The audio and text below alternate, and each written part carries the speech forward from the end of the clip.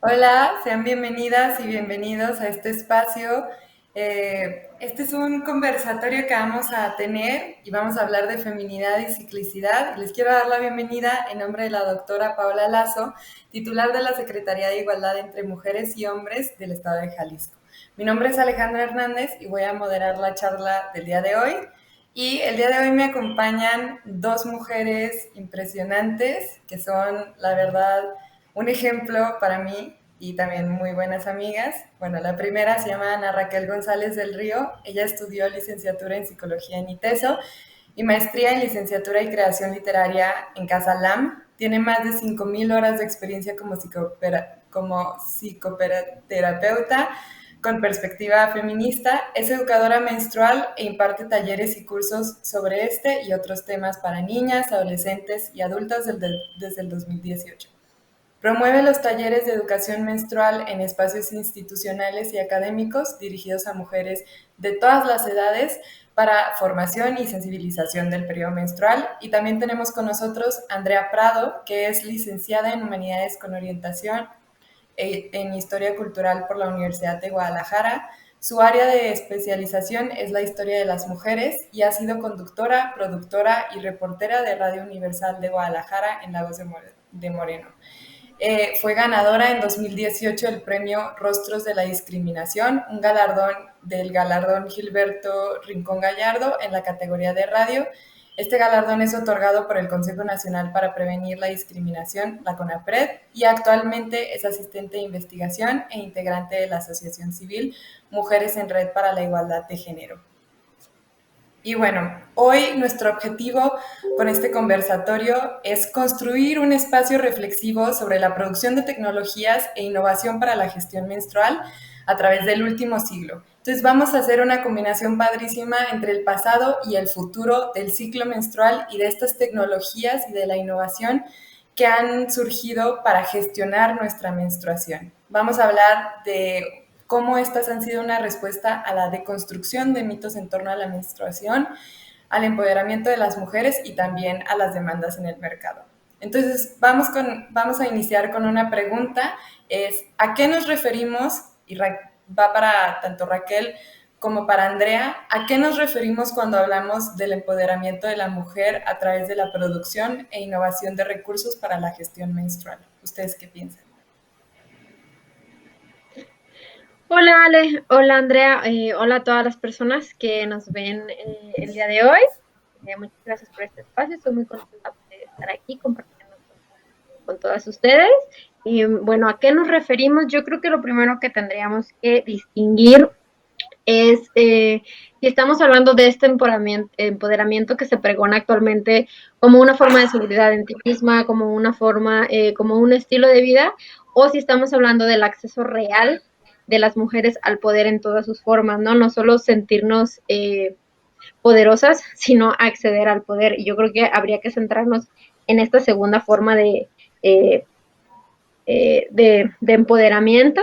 Eh, y creo que si hablamos de este empoderamiento a través de la producción e innovación de recursos para la gestión menstrual, pues creo que habría que hablar sobre pues qué tanto hemos tenido acceso a este tipo de recursos, qué tanto estos productos se han hecho o no pensando en pues nuestro acceso a una vida más sana, nuestro acceso a una vida libre de discriminación, de violencia y el acceso real al poder que podamos o no tener las mujeres a través de la vivencia de nuestro ciclo. ¿Tú cómo la ves, Yo creo que eso lo que justamente lo que mencionas, ¿no? Ver las necesidades que las mujeres tenemos e inclusive en los contextos en los que nos desarrollamos. Y por otro lado también la cuestión de la gestión menstrual. Recuerdo mucho que cuando nos reuníamos un poco para pues ver cómo íbamos a organizar este conversatorio, a mí me llamó la atención el término en sí, el concepto, porque al menos desde el ámbito histórico no es un término que se maneje, ¿no? Hablamos de la menstruación, etcétera, y es imposible que lo encontremos así en los documentos históricos. Cuando hablamos cómo es que las mujeres se desarrollaban o llevaban a cabo o vivían el proceso de la menstruación, es súper difícil encontrar rastros de esto en los documentos históricos, ¿no? A lo mejor los documentos que más nos muestran sobre el vivir cotidiano son los documentos judiciales, y ahí encontraremos uno que otro rastro, pero no justamente por cuestiones de menstruación, sino por otras cosas, ¿no? Y ahí, cuando hablamos del concepto sí, en sí mismo de gestión menstrual, lo que me llama la atención es que hace alusión a cómo las mujeres podemos justamente eso, ¿no? Gestionar a partir de nuestras propias necesidades, eh, esto que básicamente cubre una parte importante de nuestro quehacer cotidiano. Ciertamente ya lo iremos hablando más adelante en relación a cómo es que las mujeres han gestionado o se han vinculado con esta cuestión, pero sí es que el uso de tecnologías sí trajo una forma diferente de relacionarse frente a este proceso que es totalmente natural. Y tan es así que, por ejemplo, el uso de las toallas femeninas durante la Primera Guerra Mundial fue, y ahí yo lo cuestionaría mucho, ¿no? A las mujeres sí les dio la facilidad de estar más tiempo en las fábricas cuando tenían que trabajar ahí, pero al mismo tiempo fue un incentivo de los propios empresarios, que era la manera en la que aseguraban que estas mujeres no perdían tiempo, ¿no? Y por lo tanto la producción aumentaba. O sea, habría que cuestionar hasta qué punto este empoderamiento, como tú lo mencionas, Raquel, pues es realmente un empoderamiento que las mujeres decidimos o que es incentivado por otros intereses que nos hacen creer que es nuestra decisión, ¿no?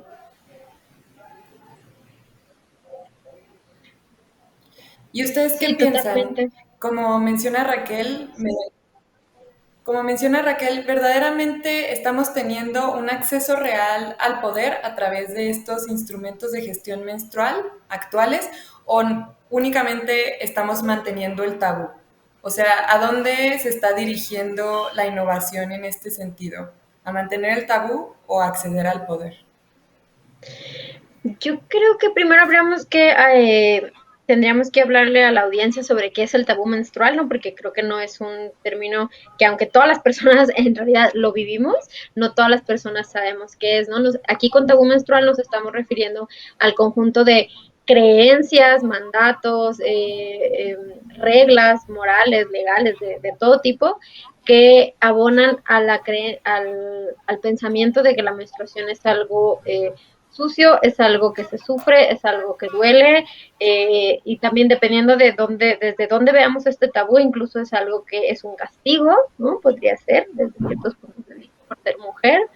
Eh, y hay toda una estructura, todo un aparato social que actúa de acuerdo a este tabú, incluso de formas inconscientes. Y entonces, ahí, eh, ya sabiendo, ¿no? Más o menos qué es el tabú menstrual, y podríamos empezar a preguntar, ¿no? Por ejemplo, las toallas, como bien decía Andrea, las toallas desechables, nacieron después de la Primera Guerra Mundial, donde había este material que se usaba para absorber la sangre de las heridas de los soldados, me parece.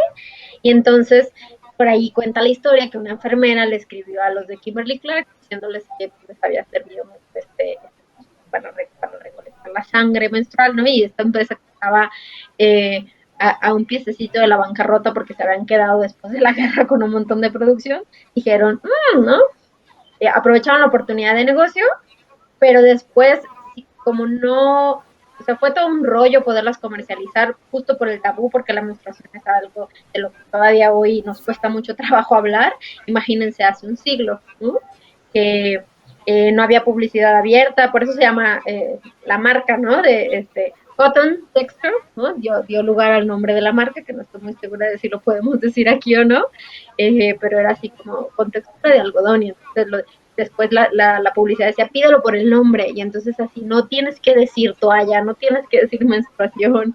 Entonces hay que irnos enmarcando en todo este contexto para ir entendiendo cómo se fueron haciendo, cuando en realidad pareciera que muchísimos de los insumos se han creado sin, sin cuestionar, sin criticar, y yo me atrevería a decir que muchas veces sin estar conscientes de este tabú. O sea, yo creo que son acríticos y hasta apolíticos, digamos, de alguna manera los productos, aunque siempre consciente o inconscientemente hay un posicionamiento y en muchos casos ha sido para seguir abonando a que exista el tabú menstrual. Si hablamos de, por ejemplo, de la toalla, del tampón, ¿no? Ya si nos vamos un poco más al presente, sería otro asunto, pero me gustaría, Andrea, que tú también nos dieras como tu perspectiva como historiadora de, de cómo tú cómo ves estas innovaciones, estas tecnologías. Pues a mí fíjate que las innovaciones me hacen pensar mucho en el pasado y particularmente de un caso que me encontré en Tepatitlán en 1870, en el que una chica es procesada por incesto, ¿no? Y bueno, más allá del delito por el que se le acusa, ella, digamos, se dan cuenta de que estaba embarazada del cuñado porque el papá de ella ve que ella no daba muestra de sus costumbres, literalmente así está la frase con la que aparece en el documento, y sus costumbres pues eran irse al río a lavar sus enaguas, ¿no? Etcétera, y para que eran las enaguas pues de la menstruación, ¿no? Especiales. Y entonces después él la lleva justamente a una curandera para que pues le quitara, digamos, estos males, que más adelante hablaremos sobre inclusive que la menstruación no siempre estaba vinculada con el embarazo, pero bueno, al final y más allá de todo el caso, me hace mucho pensar en cómo lo que tú mencionabas, Raquel, que tiene que ver con los tabús, la cuestión también de que se debe esconder, ¿no? O sea, hoy muchas veces los productos que están pensados en la innovación, etcétera, están pensados para esconder la sangre menstrual y inclusive, por ejemplo, la copa, ¿no? Sí funciona y es excelente, pero a las mujeres a veces nos cuesta trabajo entrar en contacto con esa sangre porque se nos ha enseñado que es malo, ¿no? Y que no hay que tocarla, que hay que esconderla, que hay que apartarla de la vista.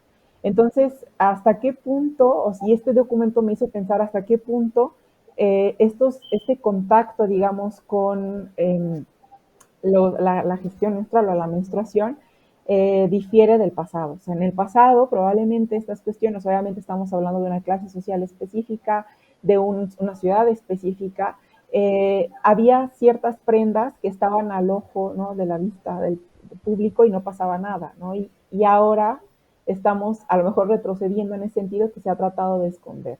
Habría que cuestionarnos, obviamente situarlo en el contexto mismo, porque sí, ciertamente, pues tú lo mencionabas, ¿no, Raquel? O sea, hasta qué punto, pues sí, era importante que se mostrara que una chica ya estaba menstruando porque ya estaba en edad de casarse.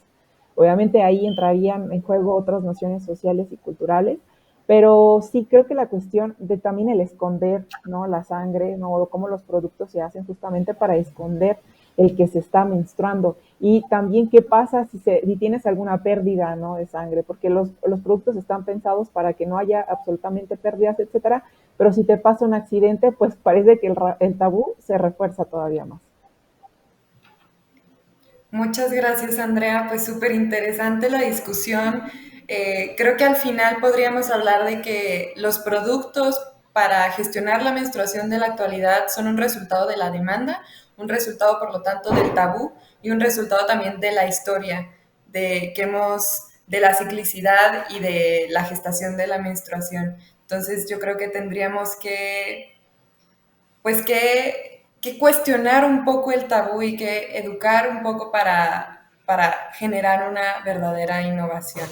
Y bueno, nos vamos a la segunda pregunta. ¿Cuáles han sido las tecnologías predominantes a lo largo del último siglo para la gestión menstrual? Creo que ya empezamos a hablar un poco al respecto, pero estaría súper interesante que podríamos continuar. Raquel, ¿nos apoyas? La toalla desechable de tela, hubo primero una toalla desechable de tela, ¿no? Más o menos en 1880 y quíboles, ¿no? Y después, como les contaba, desde la Primera Guerra Mundial se da esta con textura de algodón, que no había publicidad porque era tabú. En los 20 se les ocurrió esta idea de pídelas por su nombre, ¿no? Y después, en los años 30, más o menos, surge el tampón y se patenta el que más conocemos, que incluso tampoco le nombramos como un tampón, sino que decimos la marca, ¿no? Aunque la marca de los tampones sí te da a pensar que es un tampón, ¿no? Eh, y bueno, se considera, por ahí leí que permitió a la mujer salir de casa, ¿no? Pero como decía Andrea, con la Segunda Guerra Mundial se incitó a las mujeres a salir de casa porque no había hombres que salieran a hacer el trabajo productivo, es decir, el trabajo por el que sí te pagan, no el trabajo que se hace en casa por el que no te pagan. Las mujeres tenían que salir a trabajar porque no había, los hombres estaban en la guerra, y entonces se usó de una manera muy conveniente la existencia ya de estos productos para que las mujeres pudieran permanecer más tiempo trabajando y no tuvieran que estar indispuestas o no poder salir, porque antes no se podía salir. Después que las mujeres se acaba la Segunda Guerra Mundial, y se invita a todas las mujeres a regresar a sus casas, ¿no? Y entonces ya la toalla, ya el tampón, ya no eran un producto emancipador, ya eran un producto que, pues, para que recojas tu sangre, pero ya no te lo vamos a vender como una cosa que te permite empoderarte y salir a la calle, no, ya es tu en casa, ¿no? En los años 70 salen los adhesivos, ¿no? Este pegamento que permite a la toalla permanecer pegada al calzón, lo cual pues sí da más movilidad. En los 80 ya salen los modelos con alas, tamaños, niveles de absorción, etcétera. Y en algún punto se empiezan a llenar de productos que son sumamente contaminantes y nocivos para nuestra salud.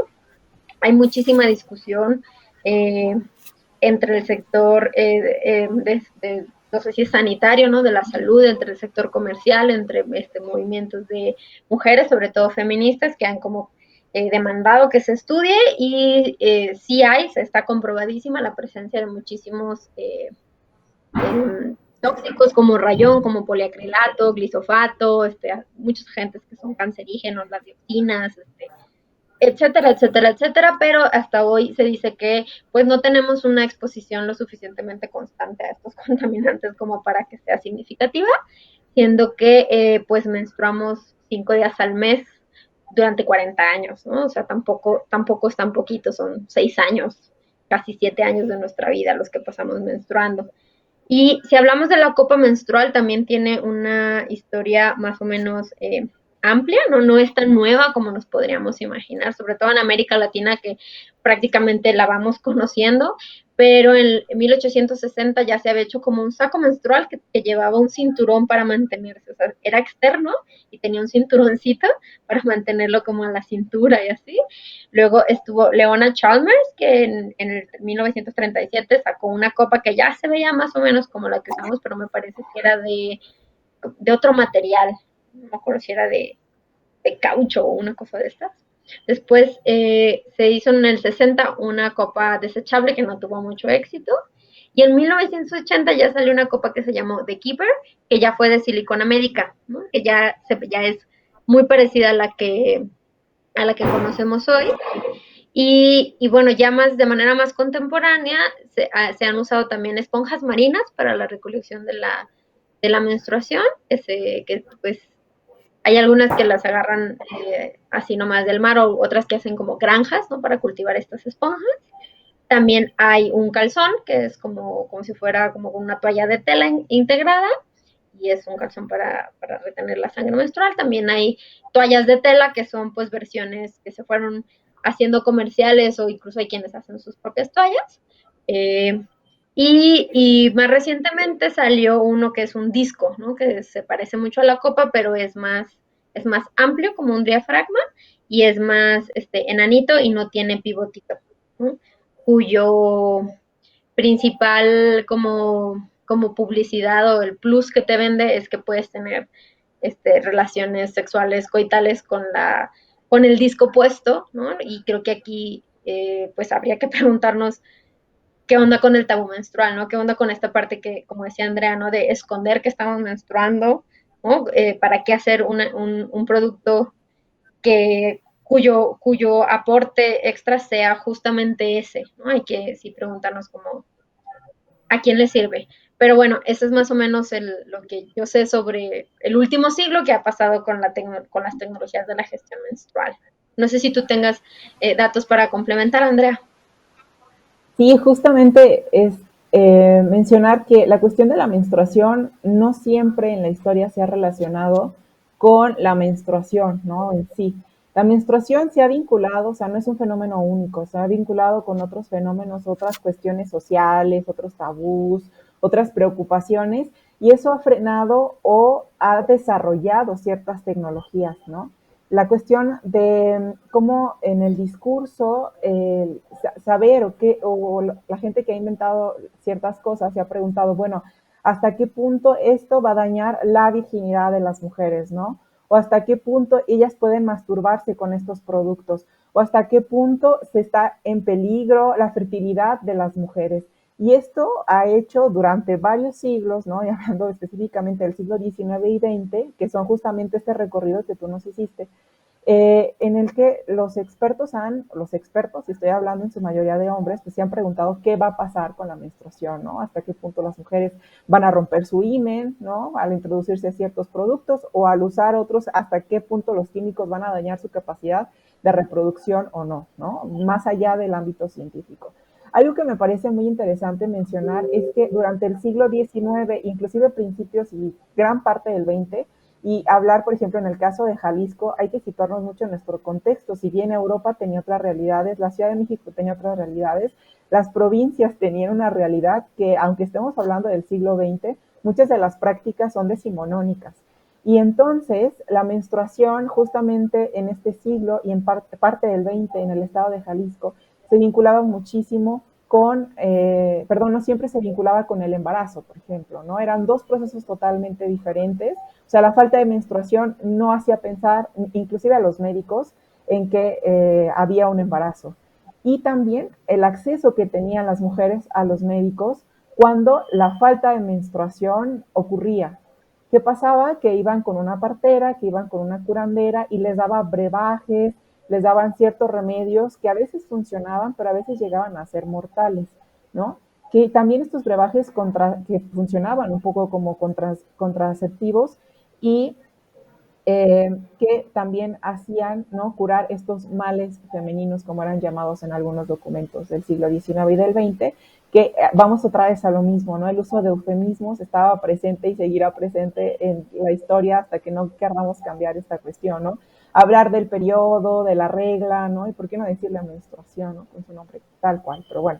También es interesante mencionar que la cuestión de la menstruación no solamente estaba vinculada a todas estas cosas que ya les hablé, sino que también es muy interesante, yo me encontré algunos documentos en el que el contacto con la sangre menstrual se vincula con la magia rosa, ¿no? En el caso de Tepatitlán me encontré, por ejemplo, ahí unos pañuelos que tenían vellos púbicos, que al parecer el proceso está hecho por envenenamiento, pero cuando analizan estos polvos que mágicamente hacían surgir gusanos, pues tenían en su interior también rastros de sangre menstrual, ¿no? También hablar de la cultura mexicana en el que, o latinoamericana en general, en el que también estas prácticas de magia rosa que se vinculan o están vinculados o tienen también un enlace con la cuestión de la sangre menstrual, ¿no? Es decir, pero hablamos un poco cuando nos conviene de esta sangre, o la queremos, pero la queremos un poco cuando nos conviene. Y también algo que me parece muy interesante es un método de extracción, que es un método que se desarrolla en 1971, pero que es frenado justamente por algunos grupos que se posicionan en contra del aborto. Y era un método que básicamente extraía lo que era lo que es el endometrio y en minutos lo extraía, era un método, digamos, que no era invasivo, etcétera, y que funcionaba muchísimo para las mujeres que eran deportistas, las mujeres atletas y aquellas que tenían periodos dolorosos, eh, menstruales dolorosos, y entonces era un método que funcionaba muchísimo para ellas. Sin embargo, justamente por estos posicionamientos en contra del derecho de las mujeres a decidir, bueno, pues al final las mujeres no pudieron tener acceso. Y además que era un procedimiento costoso porque obviamente incluía la cuestión del de, médico, ¿no? Entonces, habría que pensar la menstruación desde estas y hasta qué punto el uso de la tecnología en el último siglo estuvo o no frenada por el discurso que empapaba no solamente el tabú de la menstruación, sino los otros tabús que están alrededor de ella, como la virginidad o la cuestión de la salud reproductiva, etc. Andrea, ¿y a qué te refieres con esto de la magia rosa. ¿Nos podrías hablar un poco más acerca de ese término? Sí, es un término un poco que se utiliza no solamente en la historia, sino en la sociología y sobre todo en la antropología, que se ha dedicado mucho a estudiar estas cuestiones. Divide un poco la magia y también está mucho en la cultura popular. Está la magia negra, que tú vas con alguien, ¿no? Que hace una especie como de trabajos mágicos, etcétera, que se utiliza cuando tú quieres hacerle un mal a alguien. Luego está la magia blanca, que es el uso de amuletos que te traen buenas energías, ¿no? Que buscas un beneficio para ciertas personas o ciertas situaciones. Y luego está la magia rosa, que son todos estos artificios que se utilizan para lograr el amor de alguna persona.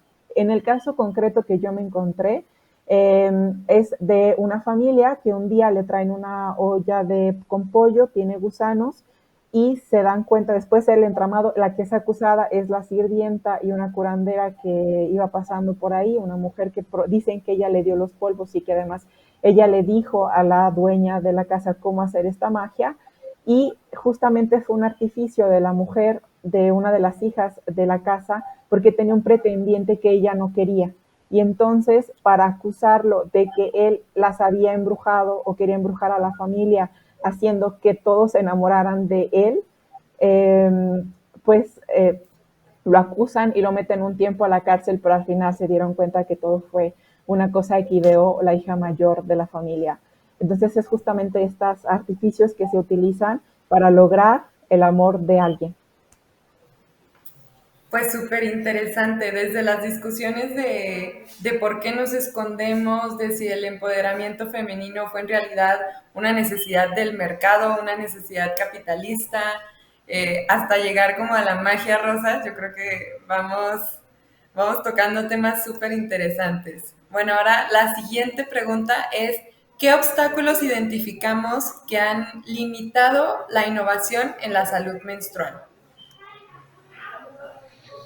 Mm, pues yo creo que principalmente el tabú, ¿no? O sea, el tabú menstrual que está presente en todas las personas, no solo en nuestra cultura y sociedad, sino, por ejemplo, en cada persona que pueda estar involucrada en la creación, producción y comercialización de los productos para la gestión menstrual, ¿no? Y no solo va a ser el tabú menstrual, sino estos otros tabús que están alrededor, como bien dice Andrea, ¿no? En la cuestión del control de nuestra capacidad reproductiva, ¿no? El control de nuestros cuerpos por parte del poder médico, porque casi siempre el uso de estos productos no viene acompañado de la educación real, de la educación, y sobre todo no es una educación emancipadora, no es una educación que nos diga, oye, ven, decide, ¿no? Esto es lo que puede pasar. Por ejemplo, las toallas no es como que nos digan, ah, mira, sí, es una toalla desechable, ¿no? Que tiene estos asuntos de comodidad, pero contiene estas otras cosas que te contaminan tu cuerpo de esta manera y contiene estos contaminantes y estos materiales que van a tardar 400 años en desintegrarse, ¿no? Ni siquiera se va a biodegradar. No hay esta información, ¿no? Solo nos ofrece el producto como el lado bonito, digamos, y entonces creo que si pretendiéramos, ¿no?, hacer un producto que innove, tendríamos que revisar el tabú menstrual y el tabú sexual y el tabú de los muchos, en todo el proceso, en el proceso de la creación, de la producción, de la comercialización, del uso, porque tampoco un solo producto para la gestión menstrual es el indicado, ¿no? Por ejemplo, esta cuestión de la copa, ¿no? La que usamos la copa, de pronto nos podemos poner súper entusiasmas del copismo menstrual, ¿no? Y que convertir a todas a la copa, pero no va a ser el producto que sea el más adecuado para todas las realidades, para todas las mujeres, para todos los territorios. Y eso también, si queremos realmente innovar, habría que preguntarnos para quién, para qué y desde dónde. Y yo eso justamente también agregaría la cuestión de la representación, ¿no? O sea, si queremos que el tabú cambie, la representación en cómo anunciamos o cómo promovemos todos estos productos que llamamos innovadores. Porque bueno, sí, se anuncia la copa menstrual, etcétera, pero el liquidito que le ponen sigue siendo azul, ¿no? Porque no, pues no podemos mostrar a la sangre real. y también llamar las cosas por su nombre, o sea, dejarnos de eufemismos y dejar de hablar de, ay, las cosas de mujeres o las reglas o Andrés o etcétera, ¿no? O sea, hablar de menstruación, hablar de endometria, hablar de sangre y quitarnos estas nociones, digamos, sí, de tabú y de falsas representaciones de una realidad que es una realidad que solamente es cómoda para quienes, para ciertos grupos que ven la televisión o escuchan la radio o el cine, etcétera, pero que no atraviesa a todas las mujeres. Muy bien, entonces hablamos acerca de cómo el tabú menstrual es un obstáculo que identificamos que ha limitado la innovación en la salud menstrual y que una manera de combatirlo es el lenguaje, ¿no? Bueno, ahora nos pasamos a la siguiente pregunta, que es, ¿podemos pensar que actualmente las mujeres se encuentran en un panorama favorecedor para la innovación y el desarrollo de tecnologías para la gestión menstrual o no?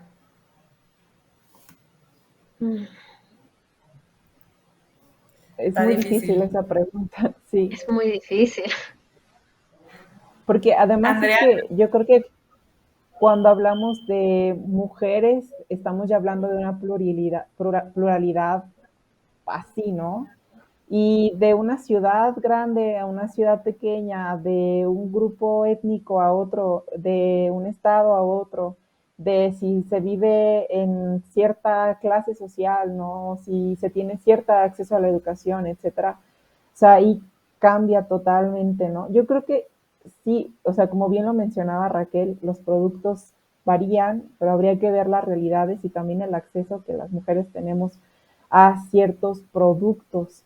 Eh, y también cómo es que, sí, lo que yo les hablaba es que sí hablamos de ciertas innovaciones en el ámbito histórico que se dio durante el último siglo, pero las mujeres que yo me encuentro en Tepatlán del siglo XX siguen lavando en el río sus franelas, ¿no? Ellas para nada tuvieron acceso. Mi abuela siguió lavando en el río sus franelas y ya estamos hablando de una mujer que vivió en los años 70 cuando el pleno feminismo estaba en auge, ¿no? O sea, hay que preguntarnos también hasta qué punto las mujeres de ciertos sectores o ciertas espacios geográficos tenemos acceso a estas tecnologías e innovaciones. Sí, y creo que esta condición de favorabilidad o no va a depender entonces de qué tanto la concepción, creación, comercialización y publicidad de estos productos que pretenden innovar se hacen desde las necesidades reales de las mujeres. ¿No? Y claro, obviamente es una cosa amplísima, ¿no? Porque estamos hablando además de la realidad de la mitad de la población del mundo, ¿no? O sea, no somos ni siquiera un sector, somos la mitad. Entonces, podríamos decir, bueno, sí, porque ya es una cosa que estamos hablando, por ejemplo, que este foro exista, es esperanzador porque estamos enmarcadas en un evento que se trata de la tecnología, donde ya tenemos este espacio para invitar a decir, no se trata solo de producir un producto, sino se trata de tener todo un proceso crítico que nos lleve a reflexionar sobre desde dónde lo estamos concibiendo, produciendo, publicitando y comercializando. ¿No? Entonces, yo creo que va a ser como condicional y siempre con muchísima criticidad porque el tabú es muy astuto, ¿no? Y encuentra las formas de colarse en discursos que parecieran muy empoderadores y muy modernos, como por ejemplo el disco menstrual, ¿no? Del que ya hablamos. claro, entonces hablamos de que nos encontramos en un panorama favorecedor si es que así lo decidimos, si es que comenzamos a cuestionar, si es que comenzamos a preguntarle a las mujeres cuáles son sus necesidades reales en lugar de continuar con el tabú, continuar con la demanda. Pues muy interesante. Ahora la siguiente pregunta es, ¿cómo podemos contribuir a la conversación quienes no nos dedicamos a la innovación y el desarrollo de tecnologías para la gestión menstrual?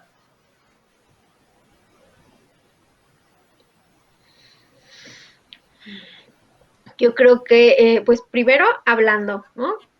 Nombrándolo, O sea, se llama menstruación, es sangre menstrual, cuestionando como este mandato de limpieza, ¿no? Por ejemplo, como decía Andrea, por qué la mancha, ¿no? ¿Por qué la mancha de sangre es así de escandalosa, es así de vergonzosa, ¿no? Creo que es buen momento para irnos preguntando si de verdad tendríamos que sentir todo este cúmulo de vergüenzas. Claro que es un camino difícil porque no se trata de borrar de un manotazo siglos y siglos y siglos de historia donde hay tabú menstrual, ¿no?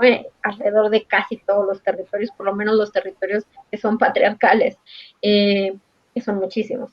Eh, pero se trata de empezar, ¿no? Empezar por cuestionar mi propio tabú, ver si en mi casa, ¿no?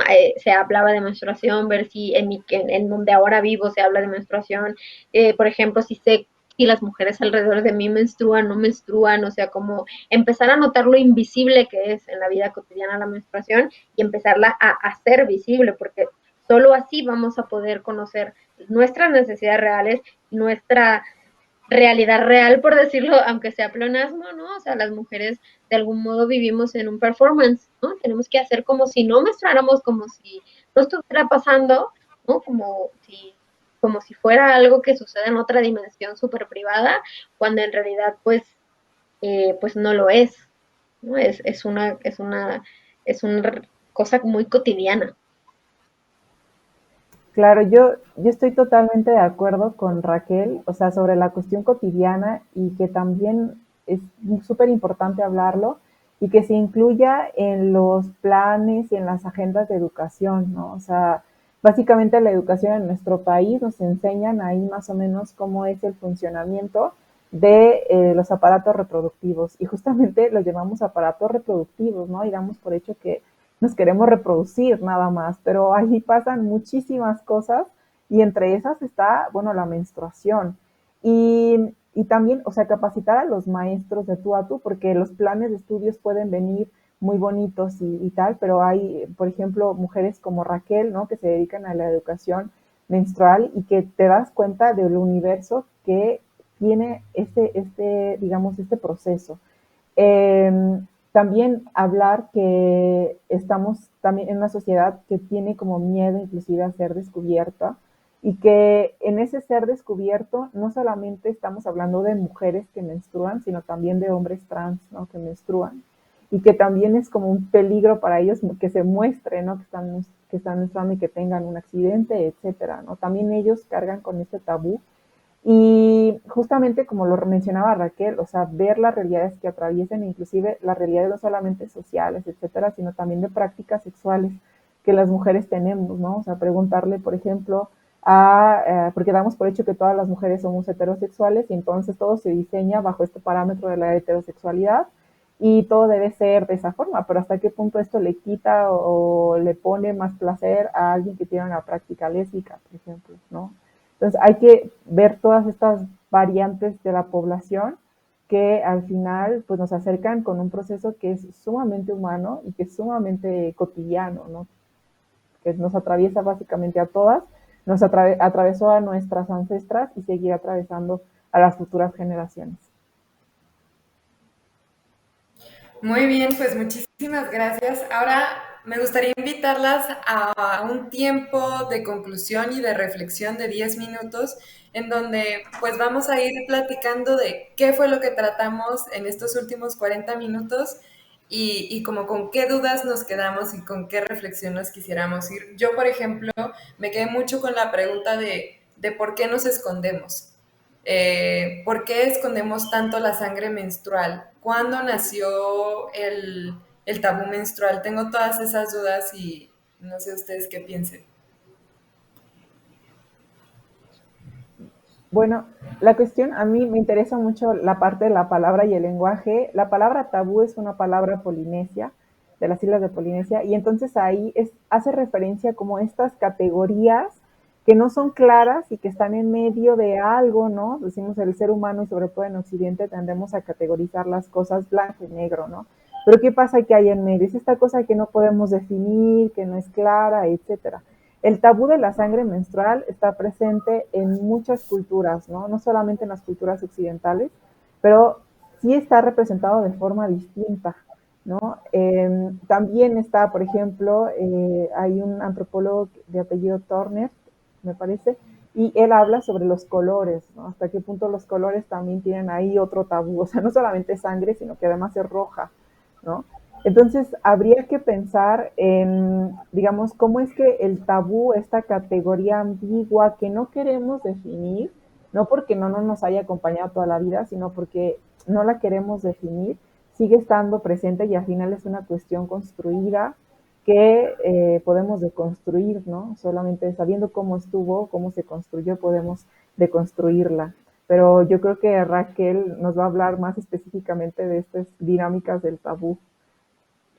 Eh, Sí, el asunto, hay quienes plantean que el tabú menstrual podría ser el primer tabú, ¿no? De la humanidad, porque es así de antiguo y justo se ha ido trabajando mucho como en irlo rastreando para poder hacer desmontarlo, como dice Andrea, ¿no? Y yo creo que también podríamos empezar a reflexionar sobre que si es sangre, pero es sangre menstrual, ¿no? Porque, por ejemplo, nosotros podemos ir al cine y ver películas donde hay verdaderos baños de sangre, ¿no? Y no es una sangre que se censure, ¿no?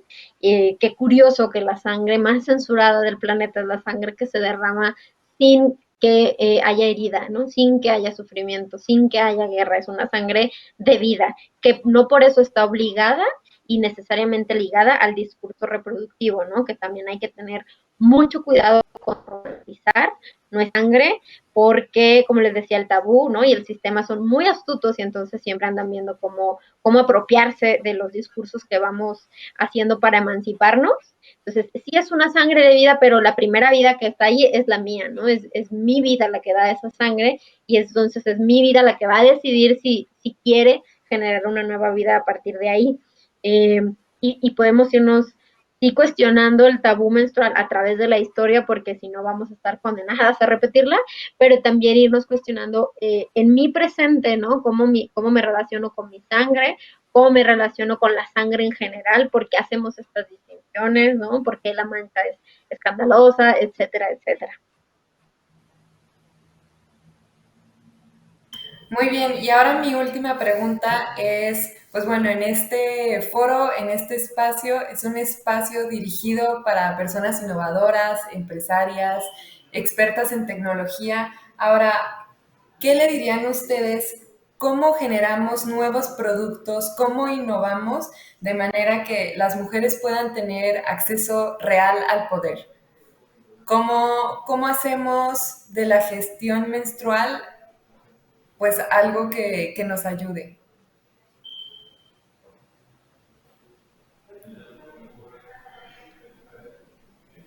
Yo creo, por un lado, lo que ya mencionábamos hace rato y recalcando, ¿no? La cuestión de la representación, representando este proceso como sucede, no con eufemismos, no con... Porque justamente leía que la palabra periodo, por ejemplo, sale por primera vez en 1985, porque era necesario, tenían que anunciar algo referente a la menstruación, pero pues no era, digamos, muy gustoso para la audiencia norteamericana, y entonces se sustituye, ¿no? Se crea este eufemismo. Pero si queremos de verdad quitar el tabú, hay que hablar las cosas como son y representarlas como son, etcétera.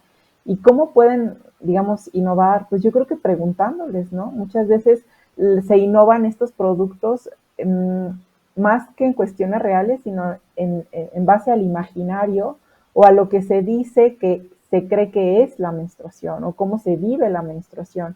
Pero hasta qué punto se va y se le pregunta a esas mujeres de diferentes clases, de diferentes estratos, de diferentes ciudades, de diferentes realidades, cómo viven esos 5 días al mes, ¿no? O sea, cómo lo viven cotidianamente.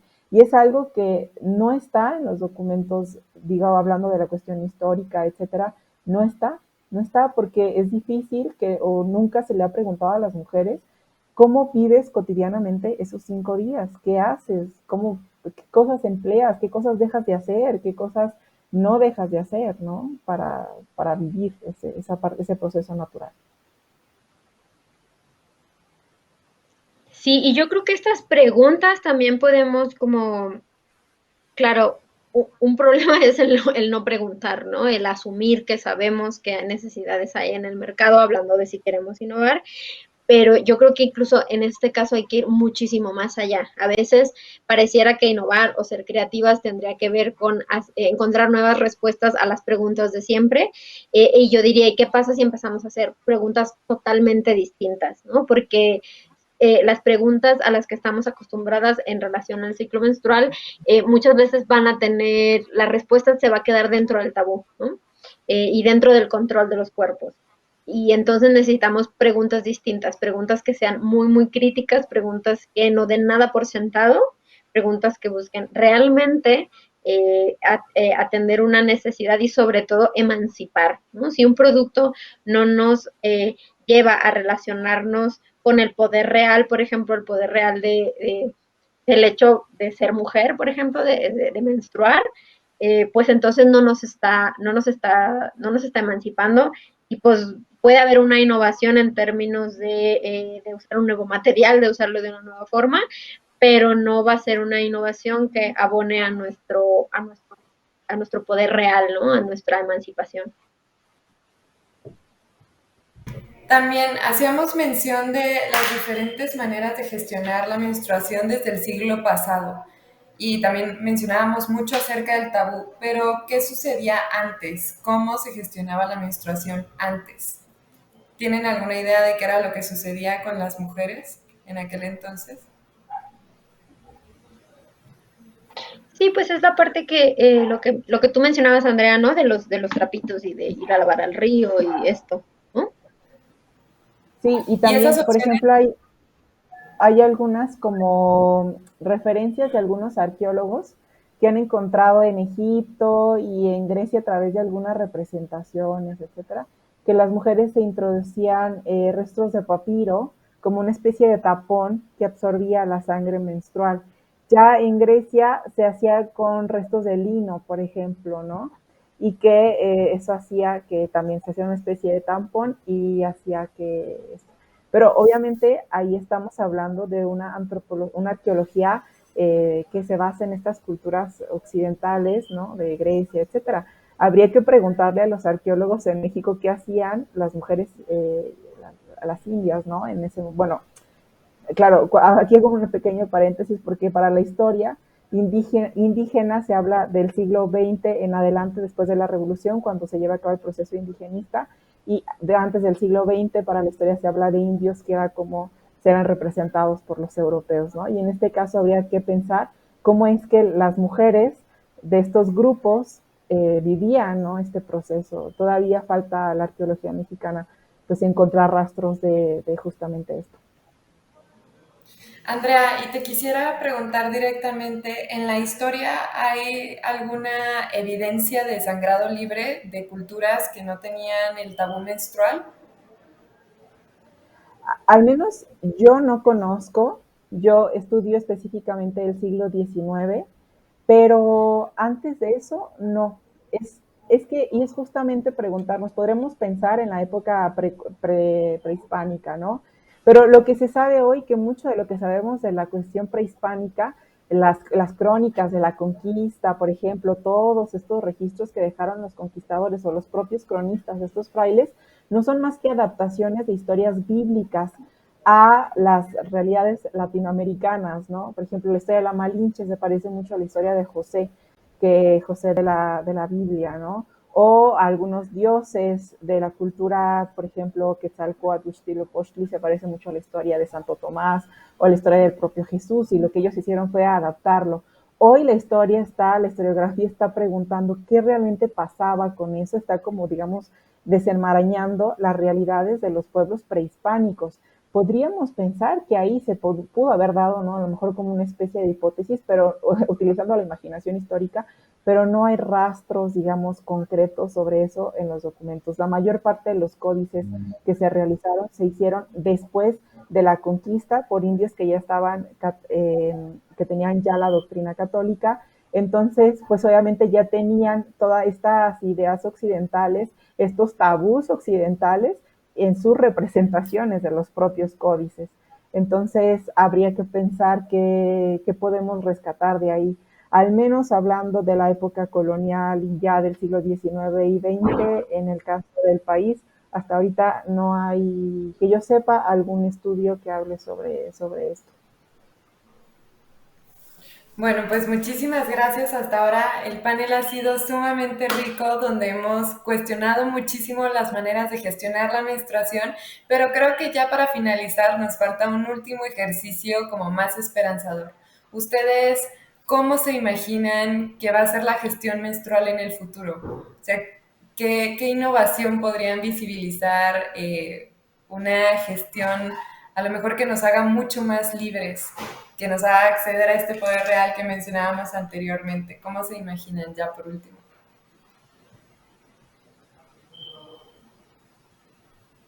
Más Raquel, no te bien escucho. de... Ah, ¿ya? Ya. Ah, yo creo que la innovación y la revolución, la que yo alcanzo a vislumbrar, va a venir más de las maneras sociales de concebir la menstruación, ¿no? Como necesitamos un cambio cultural y necesitamos un cambio en la manera en la que vivimos el ciclo, en la que el ciclo menstrual y la menstruación y la sangre menstrual se incluyen en la cotidianidad, ¿no? O sea, eh, podría haber o no productos, pero sin desmontar el tabú menstrual, pues podemos seguir inventando productos para tirar al cielo y nuestro acceso real al poder no va a cambiar. ¿No? Entonces, yo quiero ver y espero ver y trabajo para ver un cambio en la manera en la que concebimos, vivimos, visibilizamos y pues sabemos del ciclo menstrual. Y en ese sentido, yo creo que sí ha habido Muchas avances gracias, significativos. Andrea. Bueno, yo creo que sí ha habido avances significativos si observamos la historia tan solo en la cuestión de hablar, ¿no? Y creo que seguirá habiendo avances justamente por mujeres como Raquel, ¿no? Que dedican su vida a la educación menstrual. Sin embargo, el saber o el estar conscientes de que ha habido avance no nos quita que estemos atentas a que esos avances no retrocedan, porque solamente basta una especie de crisis o algún mandato o alguien, ¿no?, muy puritano que le molestó ciertas cosas que se hablan en ciertos espacios y decida quitar o censurar o ya no permitir que eso hable. Entonces hay que sí aceptar que ha habido muchos avances, pero tampoco bajar la guardia ante esos avances que ya se ha logrado después de años de lucha. Pues bueno, muchísimas gracias por este espacio. Nos sentimos muy contentos de haber tenido la oportunidad de discutir acerca de estos temas y de ir erradicando poco a poco el tabú menstrual y hablar de innovación y tecnología, de toda la historia de discriminación que se ha sufrido a lo largo de los años y también pues hablar de que nos queda, a pesar de que nos queda un gran camino por recorrer, hay un futuro muy esperanzador a la vuelta de la esquina. Pues muchísimas gracias por escucharnos el día de hoy y ha sido un placer.